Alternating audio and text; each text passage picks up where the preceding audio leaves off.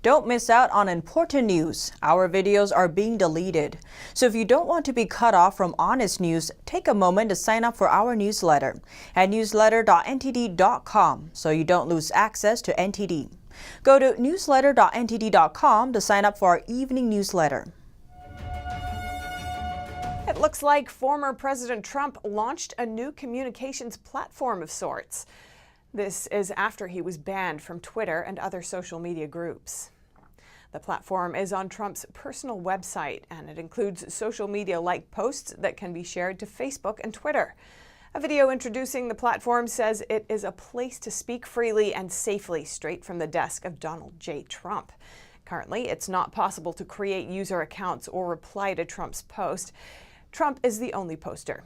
It's not clear whether it will be devoted into a full-fledged social media website. Derek Chauvin's legal team is requesting a new trial on multiple grounds. Chauvin's attorney alleges that jury misconduct and pretrial publicity contributed to the former police officer getting convicted of George Floyd's murder last month. Attorney Eric Nelson filed a request to a Minnesota court Tuesday, arguing that Chauvin should be granted a new trial. The former officer was found guilty of second-degree and third-degree murder, as well as second-degree manslaughter for the death of George Floyd. Nelson argues Chauvin was not granted a fair trial, and this violated his constitutional rights. He says the conviction was tainted by misconduct from the prosecution and the jury, that there were errors of law at trial, and that the verdict was contrary to law. He alleges a number of issues impacted the outcome of the trial. For example, the court refused to move the trial out of Minnesota, where Floyd died, even though Nelson argued concerns of a tainted jury pool. He also mentions the jury was not isolated during the trial, and they were exposed to the extreme publicity surrounding the case.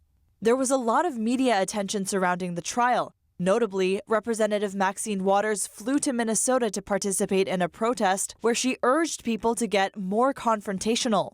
But juror number 52, Brandon Mitchell, has since done public interviews and claims the jury didn't know anything about that.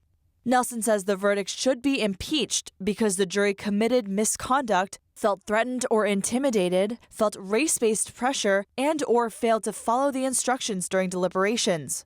The request comes days after prosecutors filed a legal brief arguing that Chauvin should be given a higher sentence due to a series of what they say are aggravating factors. Under Minnesota law, Chauvin faces a maximum of 40 years in prison. Christina Kim, NTD News. Texas state senators unanimously passed a resolution condemning Communist China's practice of forced organ harvesting. A transplant specialist from a Texas clinic explains why this resolution is necessary. NTD's Allison Lee has the story. We need to get this out there. We need to stop this practice. Texas Dr. Howard Mansour is one of the witnesses who testified before state senators about forced organ harvesting in China. 10 years ago, he had a patient who had liver cancer, but multiple transplant centers in Texas turned him down because his chance of survival was too low. The patient then went to China, saying he has some connections there. At that time, I had no idea what was going on in China and how these organs were being harvested, and neither did he. At least he didn't express any idea that this was going on. He just wanted to live.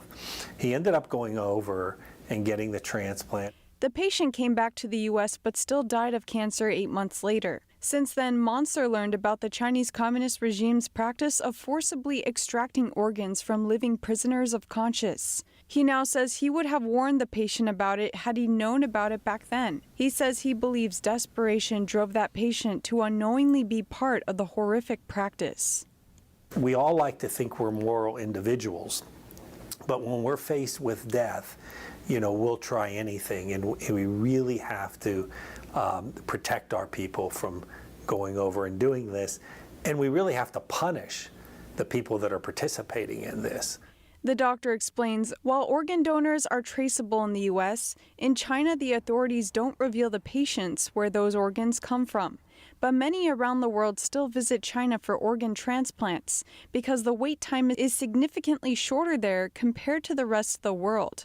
Since testifying to the Texas legislature, Mansour has talked to many fellow Americans and many in the science community about forced organ harvesting. I'll sit down and tell people what's going on in China. The look on people's eyes, people can't believe it.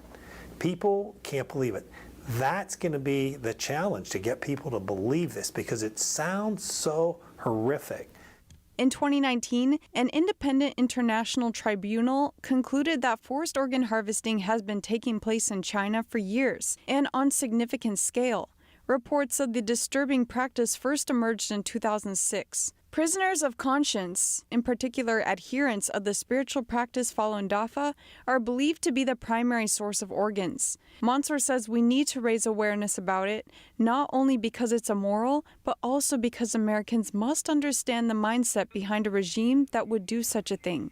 That says more than just the fact of transplant. That says what this government really is that would do something like this. And that is, to me, having an understanding of what they are, there's obviously no morals there. Mansour believes the Chinese regime's immorality is also a threat to Americans. He hopes the resolution can encourage medical professionals to warn their patients about forced organ harvesting in China. That way, they can both protect Texans from unknowingly partaking in such a practice and help curb the practice, he says.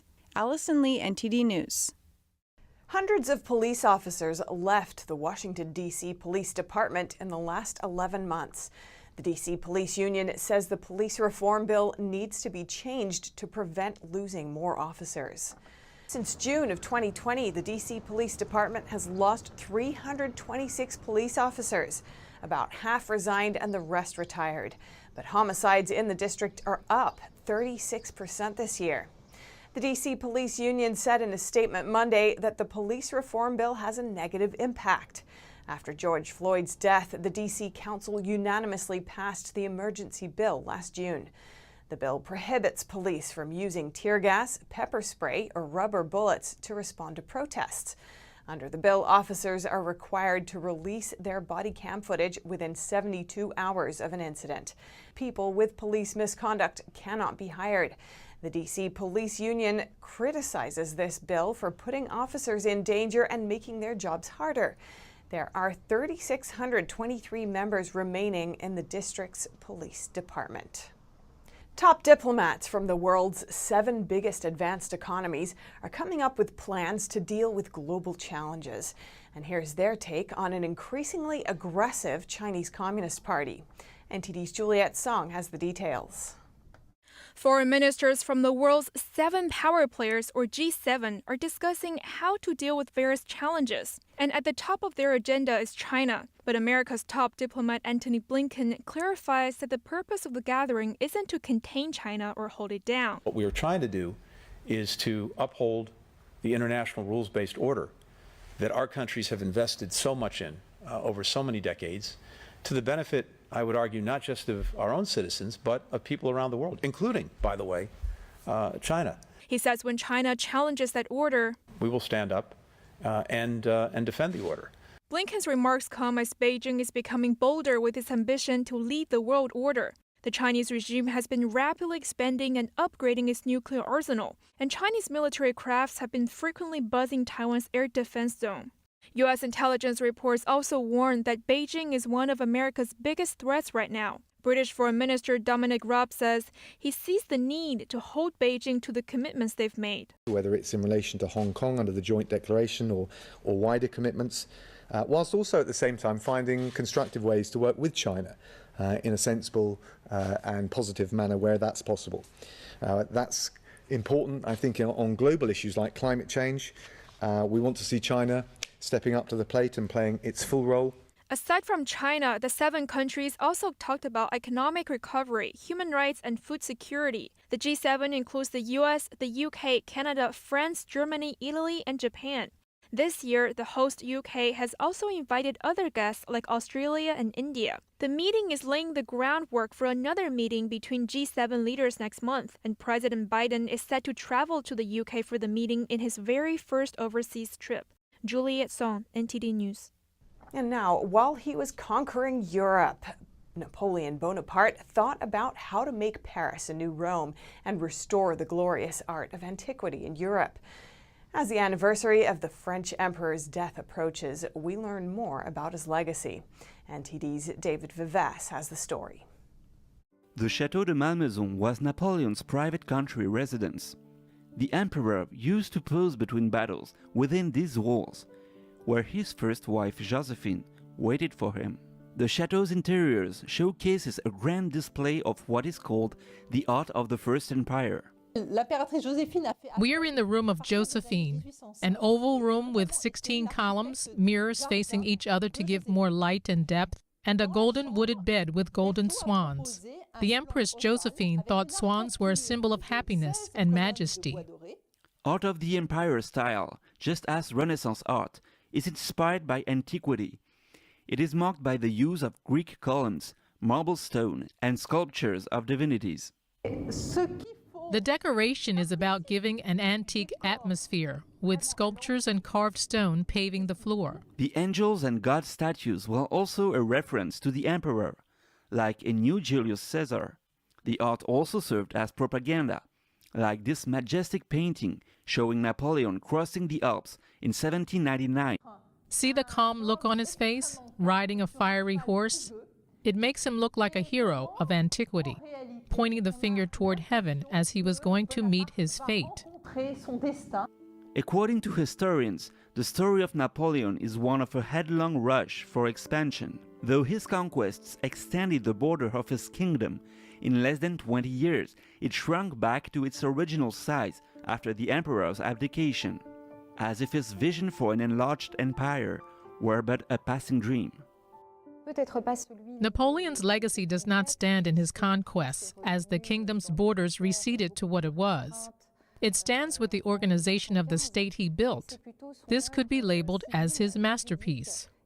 The emperor was said to seek the perfect way to reign over a country and give it stability and prosperity. He re-established the place of religion at the center of society, created the civil code. He also funded the patronage of the arts. The emperor tried to attain the glory of the old Roman Empire.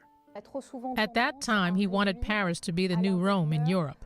The art he funded was not all for propaganda, as we sometimes think. He really wanted to embellish France with art pieces and also the other countries he conquered. The commemoration of the 200th anniversary of the emperor's death will begin on Wednesday, May 5th. David Vives, NTD News, Paris.